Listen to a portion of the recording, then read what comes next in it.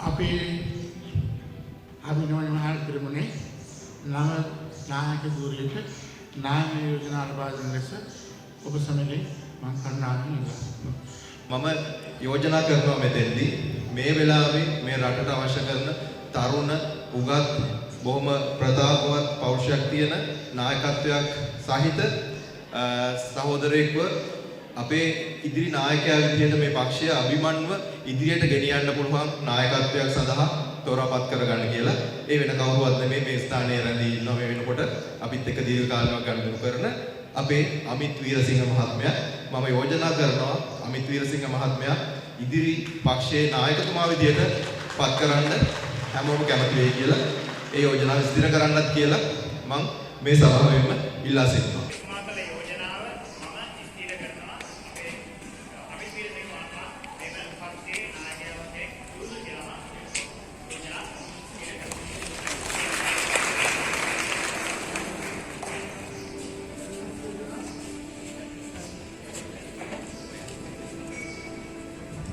වෙනත් යෝජනා තිබෙනවාද?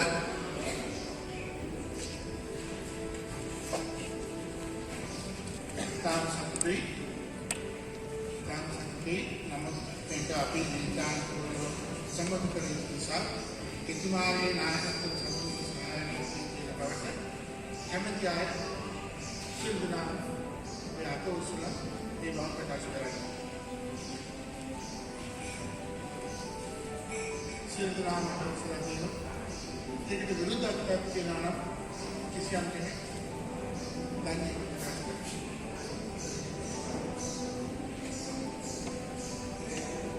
කවුරුද? ඒ අමිත් වීරසිංහ මහතාව පක්ෂයේ තියෙනවා. අමිත් වීරසිංහ මහතාව පක්ෂයේ තියෙනවා. ඒ ගැන මම පොඩ්ඩක් සතුට ප්‍රකාශ කරනවා. ඒ වගේම ඔය සිල්ලාගේ සහායකයන් ඉන්නවා. ඒ වගේම මාසම් මම ඔබට ආරාධනා කරනවා. අපි සමාව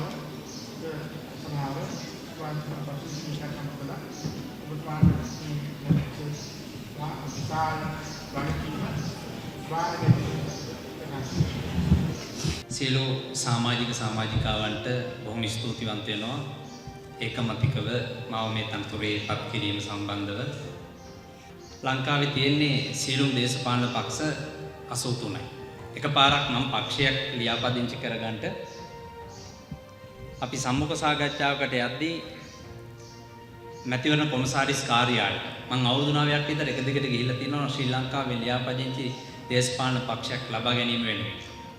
එකපාරක් ඒක ඉන්න ඉන්ටර්විව් බෝඩ් එකක් 5 දෙනෙක් ඉන්නවා. ඉතින් මැතිවරණ කොමසාරිස්තුමා මගෙන් ඇහුවා මේ සම්මුඛ පරීක්ෂණයේදී පක්ෂයක් ලබා ගැනීම මොන වගේද දකින්නේ කියලා.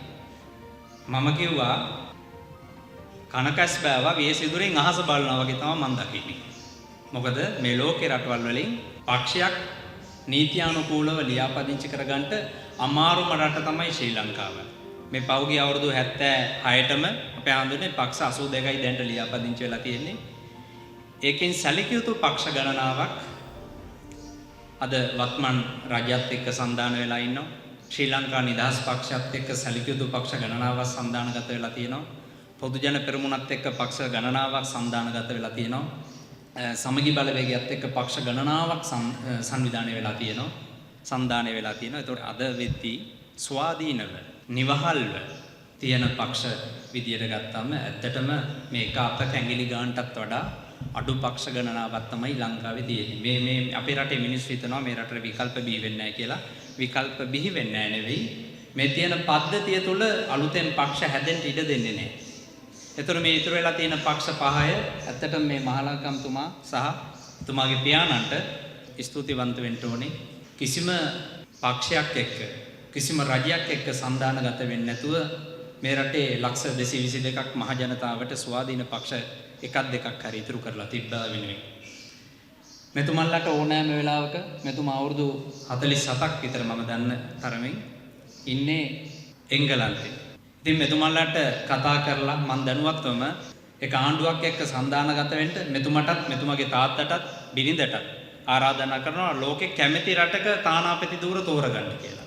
ඒ කිසිම දෙයකට හිස නමන්න නැතුව මේක ස්වාධීනව තියාගෙන ඇවිල්ලා අද ඇත්තටම මේක ජනතාකරණයට පත් කරා. ඒ වගේම වැට උඩ ඉන්න මැද මාවතේ ඉඳන් මම ජාතිවාදී කියලා මට පන්න ගහපු අයට මං හිතනවා අද හොඳ ආදර්ශයක් වුණා.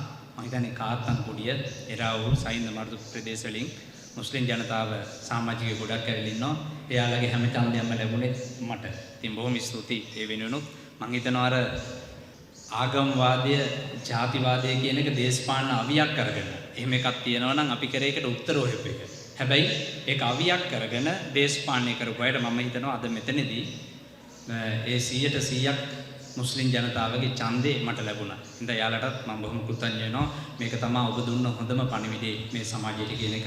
ඉදිරියේදී අපි උත්සාහ කරනවා අද මේ පටන් ගත්ත ගමන තව අවුරුදු 3කින් 4කින් එන ඊළඟ මහ මැතිවරණවල අපි මේක ප්‍රතිඵලේ ලංකාවට ලබා දෙන්න. හින්දා ඉදිරියේදී අර මහා කඳු නායනවා වගේ විවිධ දෙවන්ත පක්ෂවල සමාජික අපිත් එක්ක හිටගනි ඉඳගනි මං හිතන්නේ 2018 මන් නියලු වුණාට පස්සේ මැතිවරණ දෙකක් විතර ස්වාධීනව තරම් කරා. පක්ෂයක් තිබ්බේ නැහැ අපේ ආඳුරනේ.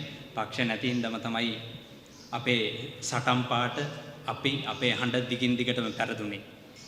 මේ රටේ පක්ෂ 83යි. මධ්‍යස්ථ මතධාරී මිනිස්සුන්ට මේ රටේ පක්ෂයක් නැති තරම් අද අපිට අවස්ථාව ලැබුණා මේ පක්ෂය ලබා ගන්න.